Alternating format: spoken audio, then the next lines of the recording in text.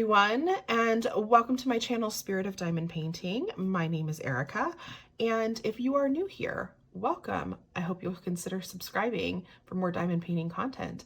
And if you're returning, welcome back. So today I'm actually going to just be talking a little bit about an event that I'm actually going to be hosting starting in February.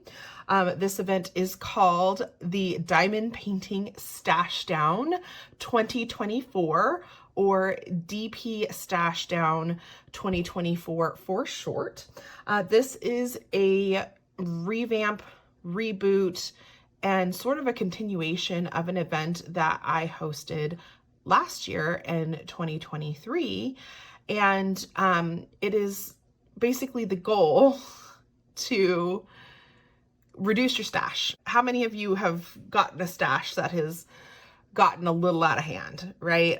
Last I checked, I had over 100 paintings in my stash, and I have things in there from 2 years ago that I've probably purchased, and I've kind of forgotten a little bit about them, right? And they're great paintings, it's great artwork, but I've forgotten a little bit about all of it.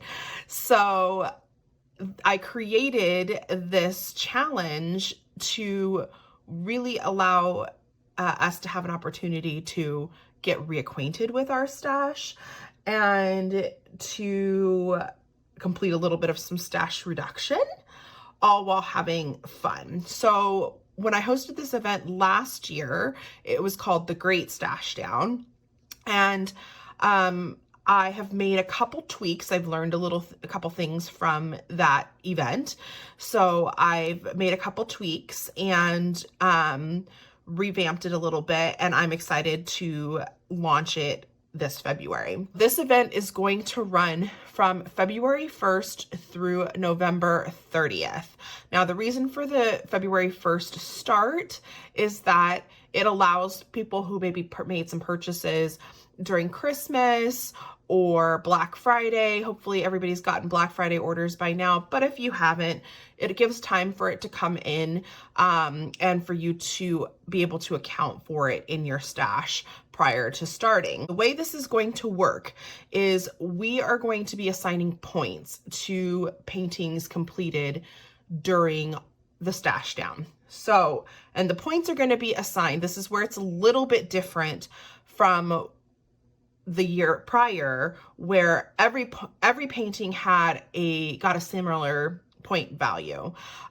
This year I've changed it up a little bit, and point values that you're going to assign for your paintings are going to be based on the length of the longest side. The way that this works is if the canvas has a longest side of, say, 40 centimeters, it's going to get a smaller point value than one that, say, it has a longest side of 70 centimeters. Each painting that you complete in your stash is going to be awarded a point value.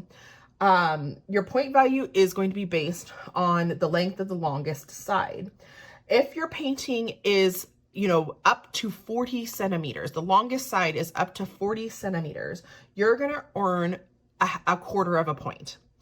If it is between 40 and 50 centimeters, you're going to earn a half a point.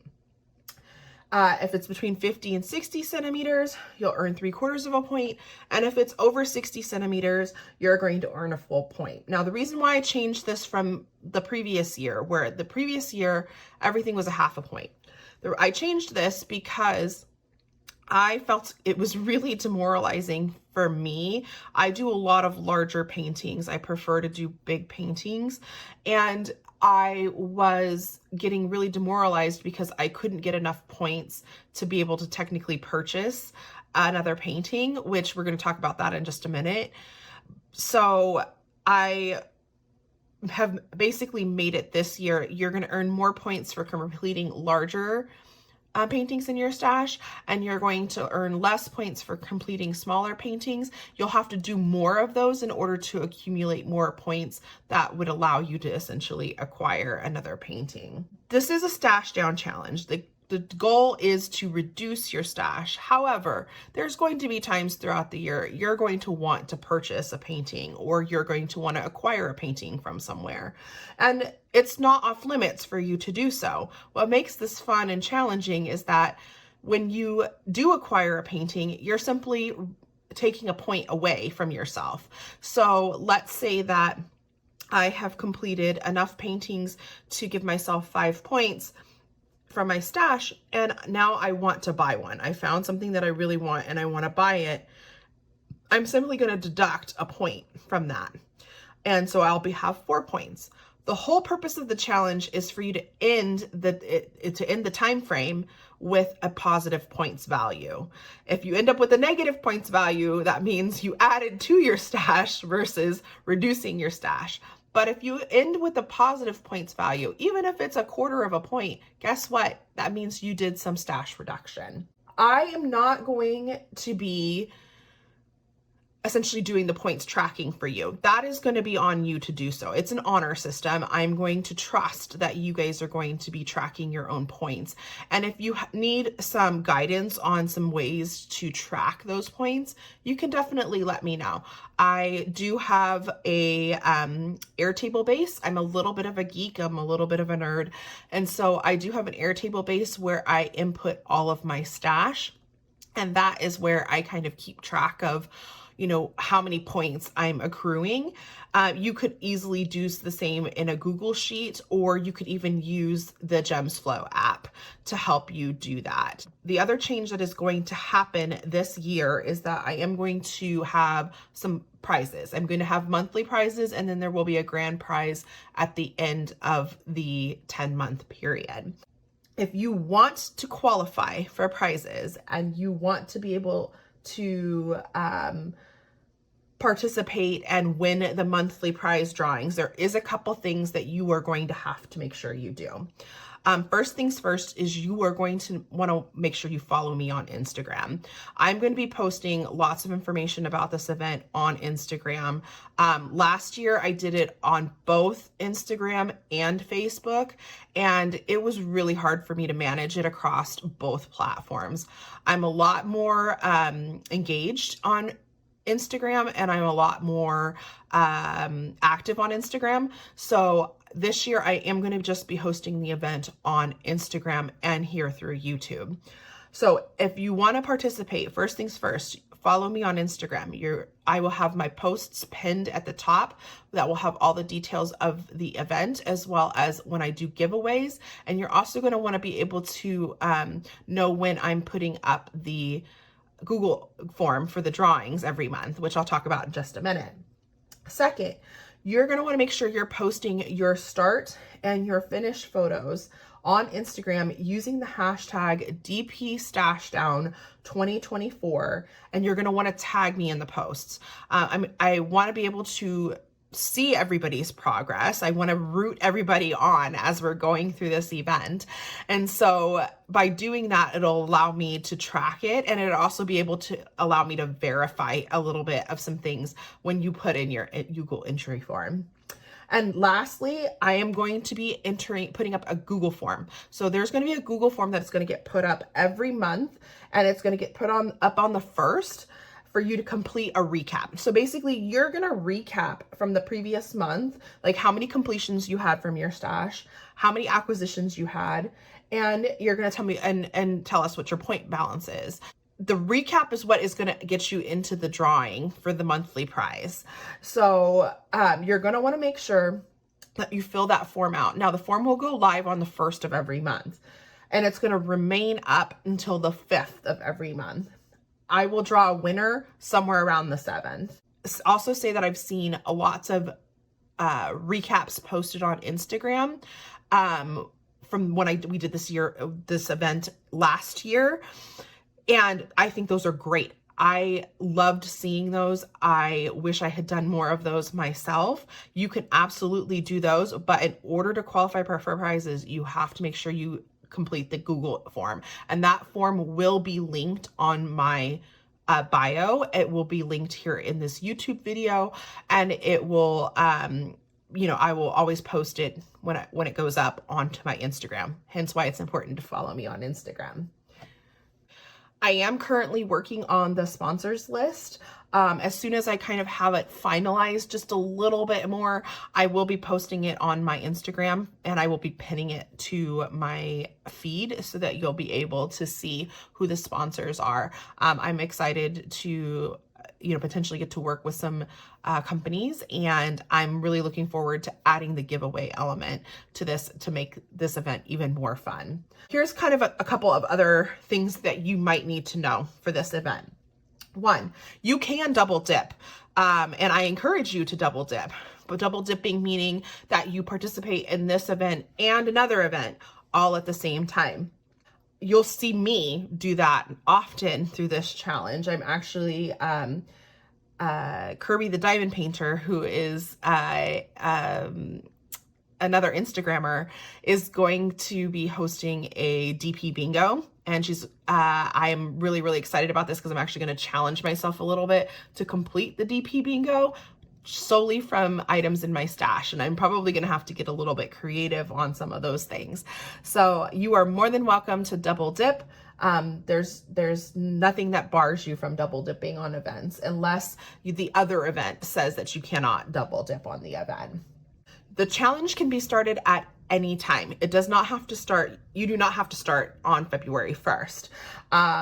You can start in April if you want to. You can start in August if you want to. You can start at any time. You can also stop at any time. The goal of this is just to have 10 months where we put a lot of focus into our stash. You are by no means have to complete the full 10 months. You can definitely start and jump in at any time.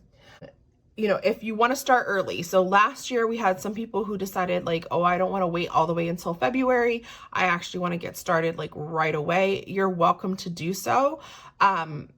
Just know that you won't qualify for any prizes until after February. The first Google form will go up on March 1st.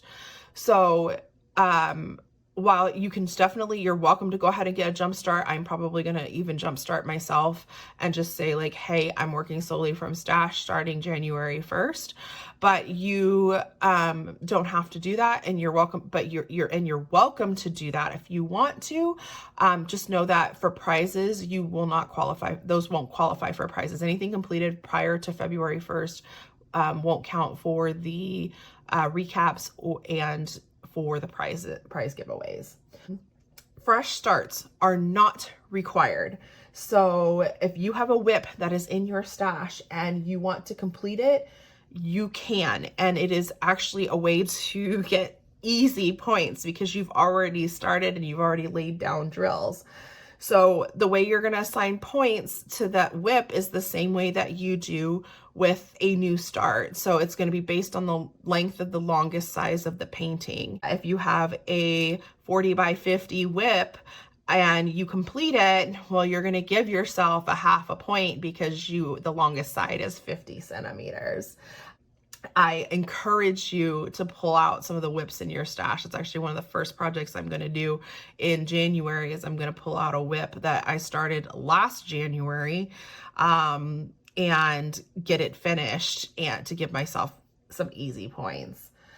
There are no size requirements also. So the key with this is that the points values that are assigned, the points that you assign are going to be based on the length of the longest side. So you can do something as small as a paint gem set, or you can do something as big as a princess panel, and it doesn't matter. Like sizing doesn't matter. There is no size requirements.